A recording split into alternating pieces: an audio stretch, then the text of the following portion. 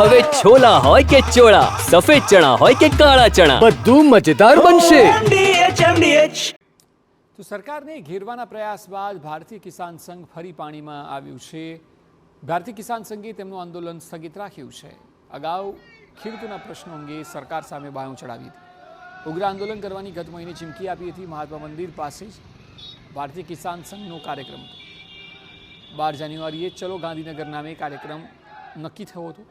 સમગ્ર રાજ્યમાંથી 70,000 જેટલા ખેડૂતો એકઠા થવાના હતા. ઉગ્ર આંદોલનની ચીમકી બાદ આંદોલન સ્થગિત કરાયું. સરકારે 12 માંગણી સ્વીકારતા આંદોલન સ્થગિત કરવાનો દાવો છે. ઉલ્લેખનીય છે કે પીએમ મોદી અને જર્મનીના ચાન્સેલરના રૂટ પર જ આ આંદોલન હતું, જે બાદ બેઠકોનો દોર પણ શરૂ થયો હતો અને ભારતીય કિસાન સંઘની કૃષિ પ્રધાન, ઉર્જા પ્રધાન સહિતના મંત્રીઓ સાથે બેઠક થઈ હતી.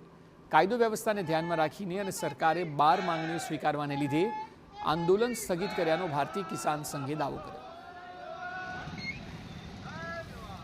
સરકાર દ્વારા 12 માંગણીઓનો સ્વીકાર કરવામાં આવ્યો અને આગામી સમયની અંદર ભારતીય કિસાન સંઘ અને સરકારના મંત્રીશ્રીઓની નિયમિત બેઠકની પણ વાત થઈ.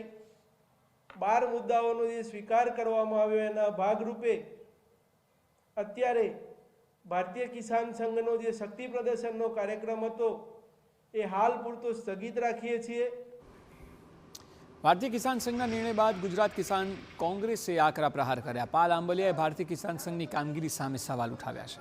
કિસાન સંઘે ફરી ખેડૂતોની પીઠમાં ખંજર ભોંક્યું તેવું તેમનું કહેવું છે. સરકાર વીજ કંપનીઓ સાથે બેસીને કુલડીમાં ગોળ ભાંગ્યો. ખેડૂતોની મુખ્ય માંગણીઓને બાજુમાં મૂકી દેવાઈ.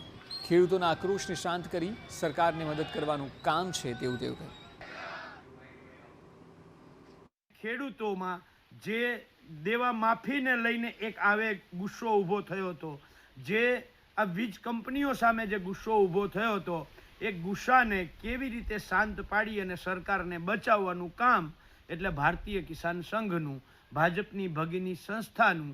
અને આ જ કામ આજે ફરીથી ગુજરાતના ખેડૂતોની પીઠમાં ખંજર ભોંકવાનું, ગુજરાતના ખેડૂતો સાથે દગો કરવાનો અને સરકાર સાથે કુલડીમાં ગોળ ભાંગવાનું કામ ભારતીય કિસાન સંઘે કર્યું છે.